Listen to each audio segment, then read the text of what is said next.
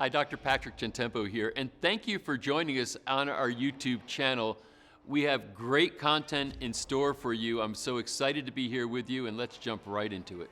A to Z. We sometimes we don't want to take action because we want to know, okay, how am I going to get from here to exactly where I think I want to be? But in that process, when you make one step forward, another step forward, you're going to see the next step start opening up. And even if it feels like you're backwards or upside down or like it's also as a byproduct of what's happening. Because originally, when I did the first internet kind of product, I thought I was going to sell it for a couple $100,000 to like stamps.com or I don't know.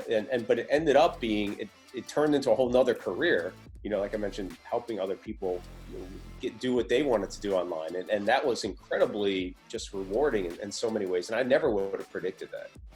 Yeah, this is, I like to call it, I understand goal setting, et cetera. I did all those courses, and so on, but there's also a magic carpet ride element to life that sometimes you got to let things happen rather than try to make them happen. And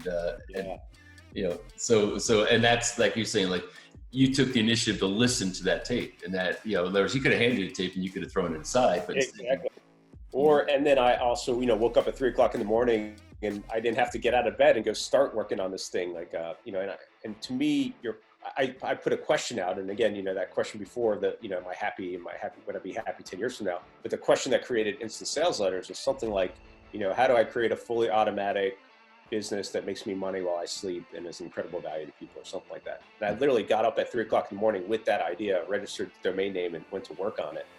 And so there's that element of asking and putting out the frame, which is the question. And then even to me, the intention, right? The goal setting, it's interesting because my goals have changed over the years where it used to be, okay, I want to do this and a very specific thing. And then I got better at it. It was, I want this by this date or sooner or more.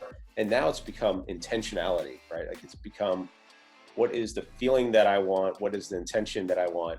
And that's been a big thing. I also have this that's on my desk that came out of my journal that I'll read here because I think it's pretty powerful for right now, which says, trust the universe has even more in store for you than you can imagine. Trust the divine timing. Trust your crazy ideas. Trust your wings will grow when you leap. Trust your nature. Trust you've been encoded with a cosmic alarm clock. Trust the signs, symbols, and synchronicities sent to you. Trust the co-conspirators catalyzing your conscious evolution. Trust the perfect unfolding of your understanding. Trust your divine connections. And I wrote that at sunrise one morning at one of my favorite places, which is Necker Island, and just had this, really, it just came to me. And people have loved that idea of like, trust that the universe has even more in store for you than you can imagine. And so, I think of this time, one of my buddies, a long time ago, he'd called me and he's like, oh, dude, I just got fired from my job. I'm like, congratulations. He's like, what? He's like, no, I don't think you heard me. I got fired. I'm like, no. Yeah, no, I totally heard you. And congratulations, because now it actually is going to open up room for you to do what you finally have wanted and been talking about. He'd been sort of on the side, moonlighting with this internet thing. And then he and I literally had like a glass of bourbon together over the phone and just mapped out a new idea that turned into a little partnership that he and I had, turned into a really nice sized project. And then it really just, it blossomed from there. And he's been ever since his own boss and an entrepreneur and doing incredible things in the world. So, those moments, we can either lean into them. Like this is a catalyzing moment, no doubt. I think on a global scale, we've never seen this where literally the world, we're in this together. People are realizing, I hope, that we're more interconnected than ever. We're realizing that maybe the institutions that have been built around us, that we built, are not serving humanity in a way that they're, it's a time to really disrupt. But it's also a catalyzing moment for us individually to lean into our own sovereignty, to lean into our own, okay, what are we truly here to do?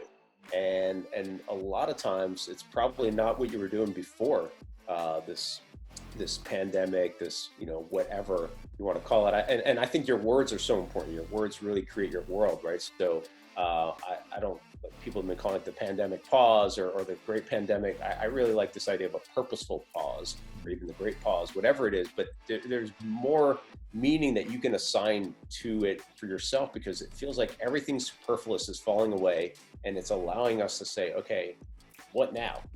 And what's next? And there's so many things you said in there that I have great alignment with, including our use of language. That's, the words definitely have frequency, they have vibration. The idea of, I heard Michael Burnoff talk about this actually, when I was talking to him. He's like, the word quarantine in and of itself is a word that makes you feel oppressed and almost jailed, right? As compared to maybe saying, hey, self-isolation, which is still not great, but some other characterization of downtime, alone time, whatever it might be, but also this idea of social distancing. You and I might be physically distant, but we're not socially distant, right? I mean, we're socializing in a sense right now, and many people are going to be a part of this conversation. So we're all socially connected that way, but physically we're distanced a bit. So I think that those things are important. Let me ask you, if somebody now who's watching this and they're saying, well, yeah, but I literally have responsibilities, and I have no job and income, and I'm in survival. It's hard for me to think in these more spiritually awakened terms. What are the steps, do you think, for someone to say, okay, I'm disrupted, I'm compromised potentially? Now, some people might say, I'm okay, I just have to find a new path. Other people might be more like, I don't know how I'm going to eat in a month or two, or feed my family. What do you think they can do to start getting, I guess the first step, getting their heads right before they start to figure out what their next step is? Yeah, so the very first thing that I did, I probably have a picture of it somewhere here in my office. So I'm a huge journaler. I've journaled for years, and I think that it's one of the best ways of expressing ourselves and getting everything that's kind of floating around in our heads, especially as entrepreneurs, as leaders, as really anyone has all these thoughts that are jumbled around. And typically we have the exact same thoughts over and over again, unless we express them. And journaling has been scientifically proven to actually make you happier, because it forces you to create a beginning, middle, and end on that page. So literally the very first thing I did as this was coming down was, I call it your fear monster. And I wanted to make friends with my fear monster, because it's a fearful thing. And I think if you simply jump to the point of, oh, everything's great and everything's okay, you're not playing in reality, or quote unquote reality in some way. So I think you really need to acknowledge the situation that you're in, or that you think you're in, and then let all those thoughts come up. So I literally wrote, what if I get sick? What if the hospitals are overrun? And my wife added, what if our kids are orphans? What if my business collapses? What if all these different things, because it's pretty easy to get on that what if train of thought. And I don't want you to shut that off. I think you really need to do it. And then even like feel it, like truly, viscerally feel it, but then let it go. And then I run a group called Maverick for different high-end entrepreneurs. And one of our Maverick members, we were in Safari in Kenya in November. And we talked about questions. So I love asking also, what are your favorite questions? Because I think your questions dictate your answers. And so this one Maverick member from Denmark, her question was, what if up? I'm like, what the hell does that mean? And she, I'm like, this is some Danish thing. And she's like, no, most people think about worst case scenario. She's like, what if up? What if best case? So after I had already expressed all these things about what if and this kind of like worst case and felt them, then I wrote what if up.